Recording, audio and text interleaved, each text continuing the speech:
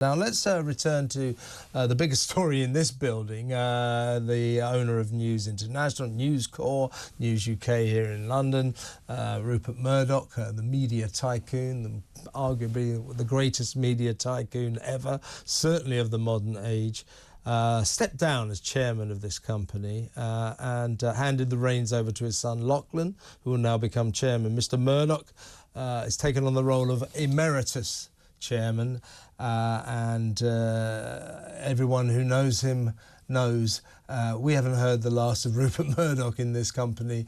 I think not many decisions will be made without Mr. Murdoch having a look at what the company's deciding to do. He will be still a massive figure in this company and a massive figure around the world. Let's talk to someone who worked for him for many years, as I have, on 3 separate occasions. It is former Sky News anchor and currently, of course, Times radio presenter Adam Boulton. Good morning, Adam. Good morning, Kevin. Looking back over Mr. Murdoch's meteoric career, how would you characterise it? I mean, I must stress, I think you'd agree, you know him, we haven't had the last of Rupert Murdoch. I think he'll still take a daily involvement in this company. But looking back, how would you characterise his career?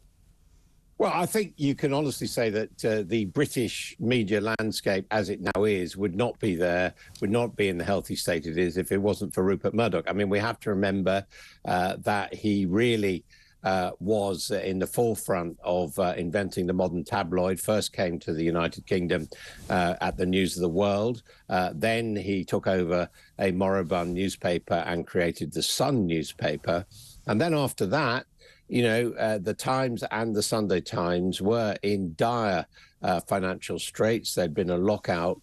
He took over those papers and revivified them.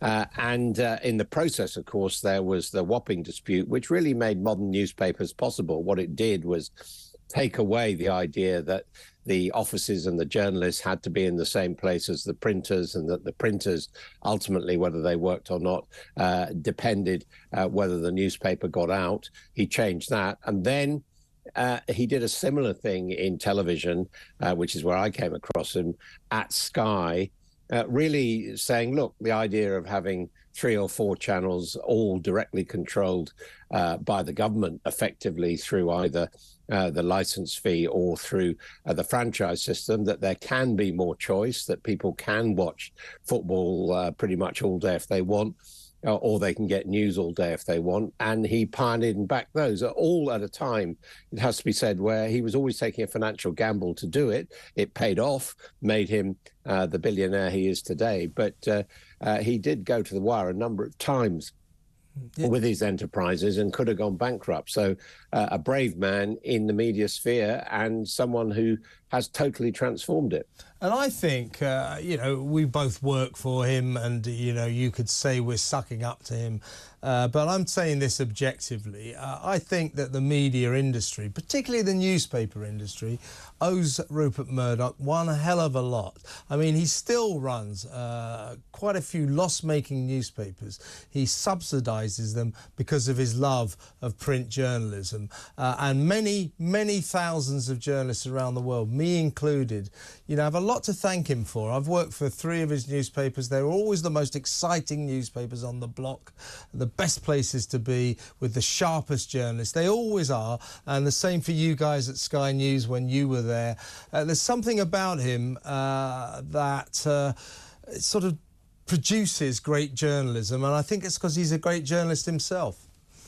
Yeah, I think so. I mean, as you know, his history was that his father, Sir Keith, was a reporter, a very respected reporter for the Times, actually, even although he was an Australian, wrote about the Dardanelles campaign and Gallipoli and made a very important report on that. He then went back to Australia, edited popular newspapers, and by the time Rupert Murdoch inherited those, they weren't doing that well. And I think one of the things which drove him initially was he understood newspapers, he'd grown up with newspapers, but he wanted to turn those Australian newspapers round. And of course, he did that locally, and then latterly, and this is a key thing about Rupert Murdoch that people forget, he was creative. He founded the Australian newspaper, the first fully national newspaper in Australia. He created The Sun. He founded Sky. He created, although it's much more controversial, he created the Fox network and the Fox News channel. So this is a man who didn't just take things over, who actually expanded choice and expanded the opportunities for journalism, which of course is good for people like us who are journalists, but it's also good for the public because they've got more choice. And as it's turned out, millions of them have wanted to consume the journalism which he made possible. So we just don't make this a hagiography. As you said, we have we've seen the company go through some problems. Obviously, the phone hacking saga here, the closing of the News of the World. Obviously, he's had some big problems with Fox News over in America with the departure of Tucker Carlson and the massive lawsuit for the vote-fixing saga. So these are what I maintain is, you know, if you're running a massive media company with newspapers and television channels all over the world and film companies, you're going to run into trouble at times. And I think he's negotiated these scandals, these problems with consummate skill. And as I also said, I still think he's been a great force for good for journalism. Why do you think it is that our friends at The Guardian and, shall we say, other left-leaning publications sort of see him as the devil incarnate? Well, to be fair, Alan Rusbridger, the most important Guardian editor of late, he's no longer the editor, but he actually has been quite generous in his comments about Rupert Murdoch, stressing that he liked journalists, he likes journalism, but there were some things ideologically which he disagreed with. I mean, the Wapping dispute and the confrontation with the trade unions, many people on the left felt uncomfortable with that. In fact, a lot of times journalists resigned at the time. As far as the phone hacking scandal in the UK is concerned, or what's going on at Fox News, I think people sometimes misunderstood that they see Rupert Murdoch as a kind of megalomaniac who's controlling the strings and dictating what the lead story has to be according to his personal prejudices. There are some proprietors like that who I've come across. I mean, one thinks of Robert Maxwell, the late Robert Maxwell, as an example. Rupert Murdoch is not like that. He's a merchant of news. He's a businessman and a news manager, and he leaves. You know, he's got a big empire, and by and large, he leaves the various bits of his empire to get on with it. And sometimes mistakes are made. I think what's interesting is, take the BBC, another big media empire. The BBC has also made very big mistakes in its time. You know, Jimmy Savile. We think of, Russell Brand now. We think of the intrusion into the police raid on Cliff Richard. Nobody says that means that the whole corporation is corrupt, that the Director General is corrupt. And there is a slight tendency, I think, to stick on Rupert Murdoch personally because he is seen as a controversial figure, everything that goes wrong, and to give him less credit for, as I say, the very positive things we've been talking about that he's created. And you know, the other point I would make is that in every single case, the case with the voting machines company Dominion in the United States, in the case of the phone hacking, there were very, very severe consequences. You know, compensation was paid.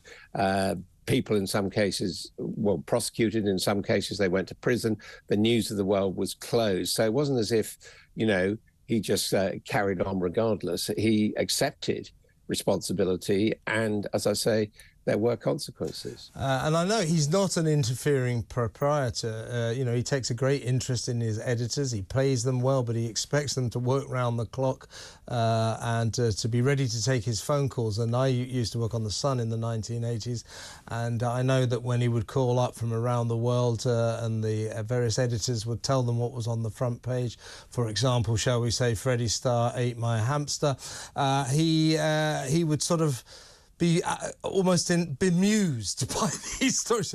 But he would always say, well, if you think that's going to work, OK, then.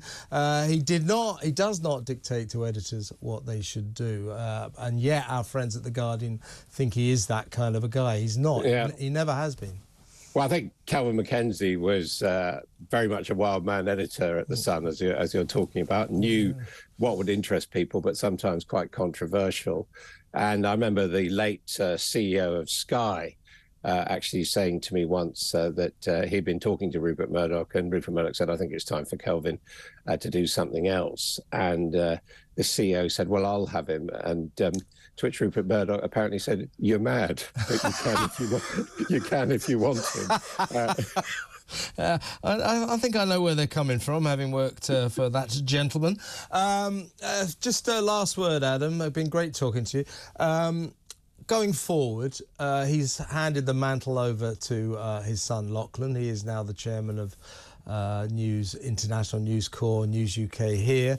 Mr. Murdoch becomes Chairman Emeritus. As I said earlier, that is not a retirement.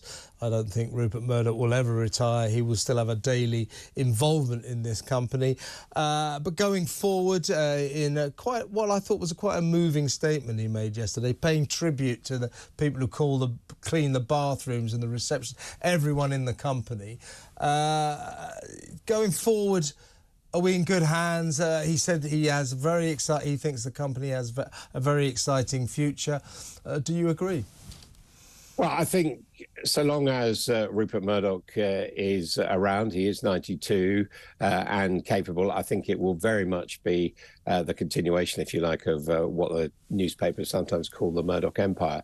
We do have to accept, though, that because of digital technology and new media, there is a great deal of pressure on the newspaper industry and actually on television broadcasting as well. I think just looking at the way in which the various businesses that Rupert Murdoch has built have changed over the years. I mean, after all, here we are talking on a new medium, a relatively new medium of talk. Times Radio is a new thing. He founded Sky and he sold it. It would be difficult for someone to say that, you know, after Rupert Murdoch, things won't change. I think also history shows that when you get a new generation in a family company taking over, there are always changes. I think we should expect that. But I mean, then the media is all about change anyway, isn't it? It certainly is. Adam, great to talk to you. Thank you very much for your time. That's Adam Boulton, formerly, you know, basically the face of Rupert Murdoch's Sky News.